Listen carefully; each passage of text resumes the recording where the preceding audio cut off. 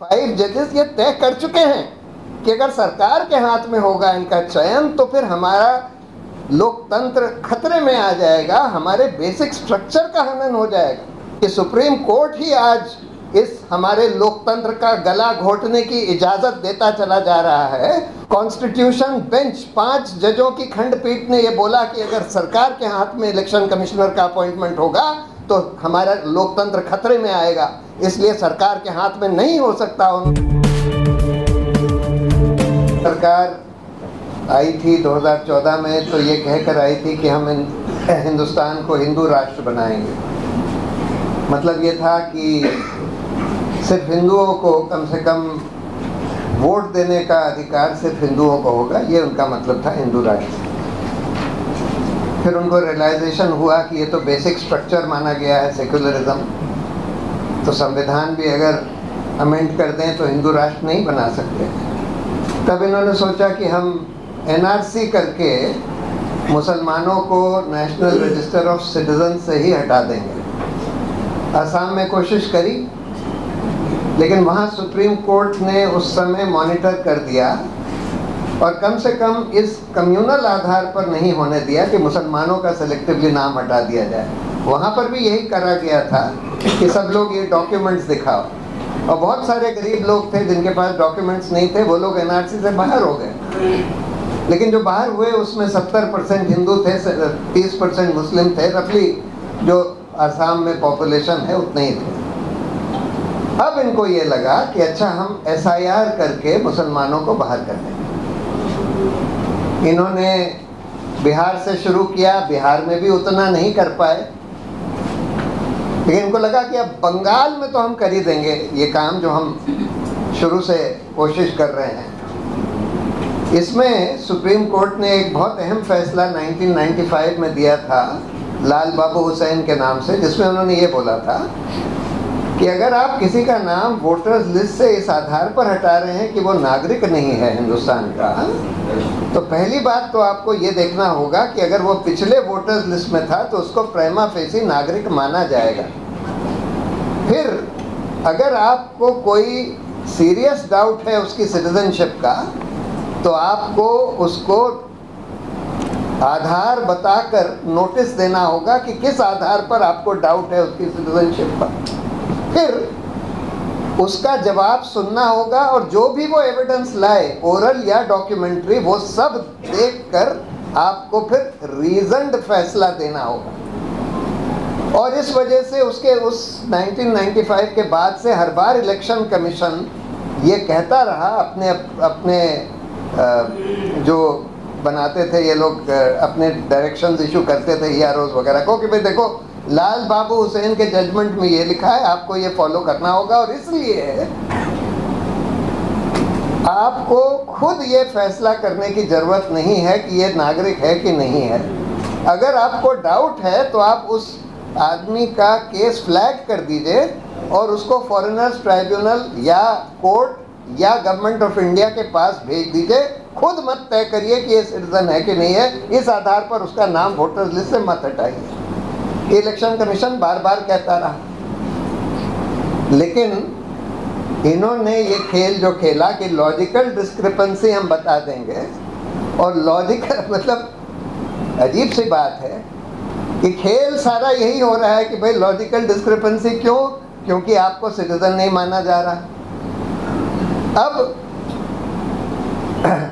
उन्होंने उसका नाम बदल के वो सारी चीज़ें हटा दी जो सुप्रीम कोर्ट ने लाल बाबू हुसैन में 1995 में बोली थी। आपको हियरिंग देनी होगी, आपको पहले आधार बताना होगा, फिर उसको हियरिंग देनी होगी, उसकी बात सुननी होगी, ओरल और डॉक्यूमेंट्री एविडेंस सब करना पड़ेगा, और फिर रीजन्ड ऑर्डर पास करना पड़ेगा। उससे पहले आप नहीं हटा सकते। लेकिन इन्होंने ये सारी चीज़ें ताक पर लगा दी। इलेक्शन कमीशन तो आप देख रहे हैं कि बिल्कुल भाजपा के एजेंट की तरह काम कर रहा है। हर चीज़ में ये दिखाई दे रहा है कि भाजपा के एजेंट की तरह ये लोग काम कर रहे हैं। रिप्रेजेंटेशन ऑफ पीपल एक्ट में लिखा है कि आप intensive revision in a constituency और a part of a constituency कर सकते हैं for reasons to be recorded in writing. इतिहास में 1951 जब पहला इलेक्शन हुआ था, उसके बाद एक यूपी में एक कंस्टिट्यूएंसी के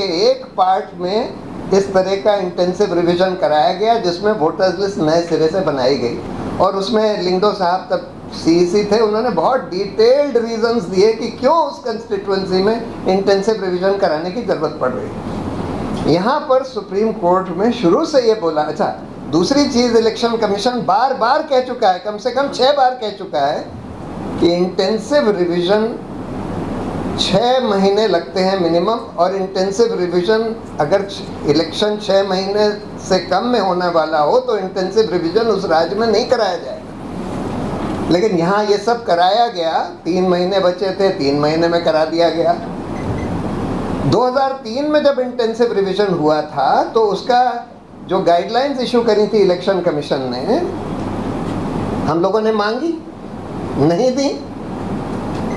योगेंद्र जी ने कहीं से खुफिया तरीके से निकलवा ली इलेक्शन कमीशन की, और उस गाइडलाइन से निकल कर आया कि वो जो इंटेंसिव रिवीजन 2003 में हुआ था, जिसमें भी 6 महीने का समय इलेक्शन कमीशन कहता रहा कि भाई मिनिमम 6 महीना होना चाहिए, वो इंटेंसिव रिवीजन था। डोर टू डोर जाकर इलेक्शन ऑफिसर जो है, बूथ लेवल ऑफिसर जाकर पता करता था, डोर टू डोर जाकर कि यहाँ कौन लोग रहते हैं, कौन लोग मरते हैं, पुरानी लिस्ट लेकर जाता था। उसके आधार पर कुछ लोगों के नाम हटाए जाते थे जो चले गए हैं, मर गए हैं, और कुछ लोगों के नाम ऐड करे जाते थे।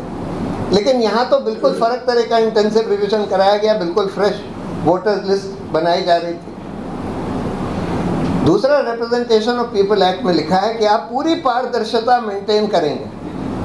जब भी कोई एप्लीकेशन आएगी नया नाम ऐड करने के लिए, आप तुरंत उसी दिन अपने वेबसाइट पर डालेंगे जिससे लोग देख सकें कि इस आदमी के खिलाफ ये एप्लीकेशन आई है इसका नाम हटाने के लिए।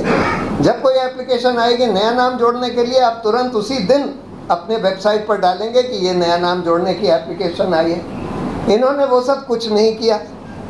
वोटर्स लिस्ट भी जैसे योगेंद्र जी ने बताया कि मशीन रीडेबल फॉर्म में नहीं दे रहे, और उसका रीज़न क्या बता रहे हैं, कह रहे हैं निजता का हनन हो जाएगा। अरे मशीन रीडेबल फॉर्म में देने से या ना देने से कैसे निजता का हनन हो जाएगा?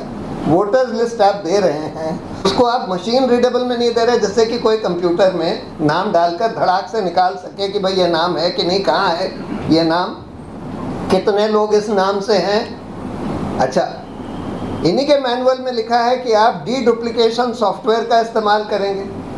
2 तरह के डुप्लीकेट्स आमतौर पर पाए जाते हैं, जैसे राहुल गांधी ने अपनी एक प्रेस कॉन्फ्रेंस में दिखाया था, फोटोग्राफिकली सिमिलर। एक ही जने के फ़ोटो से 200 जगह नाम चढ़ा हुआ है, 200 वोटर के नाम है। और दूसरा डेमोग्राफिकली सिमिलर, नाम वही है, फादर नेम वही है, एड्रेस वही है, ये डेमोग्राफिकली सिमिलर हो गया। डी डुप्लीकेशन सॉफ्टवेयर का इस्तेमाल करना था, लेकिन इलेक्शन कमीशन ने बोला नहीं, हम वो नहीं करेंगे। लेकिन लॉजिकल डिस्क्रिपेंसी, अब ये लॉजिकल डिस्क्रिपेंसी जैसे योगेंद्र जी ने बताया बिल्कुल टारगेटेड हुई है। सब लोगों ने एनालिसिस करके बताया है कि ये logical discrepancy central election commission से फ्लैग होकर भेजी गई है, और जानबूझकर उन्होंने उसका एल्गोरिदम ऐसा बनाया है कि मुसलमानों के ही नाम अधिकतर 70, 80, 90% उसमें मुसलमानों के ही नाम उस लॉजिकल डिस्क्रिपेंसी में आए। और फिर आपने उन लोगों को बोल दिया, उन जजों को, कि भाई तुम लोग ऐसे धड़ाधड़ धक्कड़ पेल में तय कर दो, और जिसका नाम छूट जाए कोई बात नहीं, अगले इलेक्शन में वोट दे देगा, नाम हट जाए तो कोई हर्जा नहीं है। यानी कि ये वोटिंग राइट को ऐसे ट्रीट कर रहे हैं। देखिए, लॉ ये है, और लाल बाबू हुसैन में भी ये कहा गया, अगर डाउट है तो उसका नाम रहेगा, जब तक आप प्रूव ना कर दें कि वो नॉन सिटीजन है और ऑर्डर ना दे दें तब तक नाम नहीं हटाया जा सकता। उसको अपॉर्चुनिटी फॉर हियरिंग देनी पड़ेगी, उसको सारा एविडेंस प्रोड्यूस करने की अपॉर्चुनिटी देनी पड़ेगी। लेकिन आप इस तरह से धक्कड़ पेल में नाम हटा रहे हैं। और बहुत ही दुर्भाग्य की बात है कि सुप्रीम कोर्ट इस सब इलीगैलिटीज़ के बावजूद, क्या क्या इलीगैलिटी, पहली बात तो आप पूरे देश में नए सिरे से वोटर्स लिस्ट बना रहे हैं जिसकी कोई अथॉरिटी नहीं है कानून में। उसके बाद आप इतना धक्कड़ पेल में 3 महीने के अंदर होने दे रहे हैं, जबकि इलेक्शन कमीशन खुद कह चुका है कि 6 महीने से कम में नहीं हो सकता।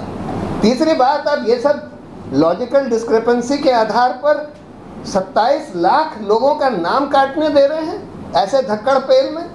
बहुत ही दुर्भाग्य की बात है कि सुप्रीम कोर्ट ही आज इस हमारे लोकतंत्र का गला घोटने की इजाज़त देता चला जा रहा है। और वो केस जो हमने फाइल किया था, जो कि 1.5 साल से पेंडिंग है, 2 साल से, कि इलेक्शन कमिश्नर्स का अपॉइंटमेंट सिर्फ सरकार नहीं कर सकती। कॉन्स्टिट्यूशन बेंच 5 जजों की खंडपीठ ने ये बोला कि अगर सरकार के हाथ में इलेक्शन कमिश्नर का अपॉइंटमेंट होगा तो हमारा लोकतंत्र खतरे में आएगा, इसलिए सरकार के हाथ में नहीं हो सकता। उन्होंने बोला कि 3 लोगों की कमेटी होगी, prime minister, leader of opposition और चीफ जस्टिस ऑफ इंडिया। सरकार ने कानून बदल दिया, प्रधानमंत्री रह गए, लीडर ऑफ ऑपोजिशन रह गए, चीफ जस्टिस को हटा के उन्होंने बोला एक और मंत्री nominated by the prime minister, जिसमें अब अमित शाह आ जाते हैं। तो फिर से सरकार के हाथ में आ गया। इस कानून को हम लोग ने चुनौती दी। और देखिए, चुनौती तो बिल्कुल सिंपल है। हम तो ये कह रहे हैं कि फिर 5 जजेस ये तय कर चुके हैं कि अगर सरकार के हाथ में होगा इनका चयन तो फिर हमारा लोकतंत्र खतरे में आ जाएगा, हमारे बेसिक स्ट्रक्चर का हनन हो जाएगा। तो इसको तय करने में कितना समय लगता है? आप उसको टालते चले जा रहे हैं। 1.5-2 साल हो गया और साथ में इस तरह का बिल्कुल इलीगल SIR चलते दे रहे हैं और उसमें से थोड़ा बहुत लीपापोती करके उसको चलने दे रहे हैं। बहुत ही दुर्भाग्य की बात है कि सुप्रीम कोर्ट ये सब होने दे रहा है।